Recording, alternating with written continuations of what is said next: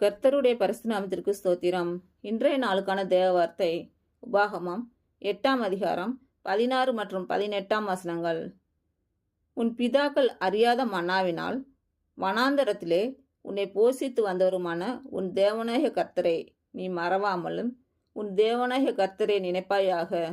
அவரே உன் பிதாக்களுக்கு ஆணையிட்டு கொடுத்த தம்முடைய உடன்படிக்கையை உறுதிப்படுத்தும்படி இந்நாளில் உனக்கு உண்டாயிருக்கிறது போல ஐஸ்வர்யத்தை சம்பாதிக்கிறதற்கான பலனை உனக்கு கொடுக்கிறவர்.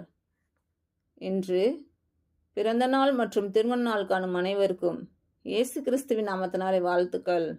கர்த்தர் உங்கள் பலவீனங்களை மாற்றி உங்களுக்கு பலத்தை கட்டளையிடுவாராக. கர்த்தர் உங்களையும் உங்கள் பிள்ளைகளையும் உங்கள் பிள்ளைகளின் பிள்ளைகளையும் ஆசீர்வதிப்பாராக. கர்த்தர் உங்களோடு இருந்து உங்கள் பணிகளையும் பயணங்களையும் ஆசீர்வதிப்பாராக. ஆமேன்.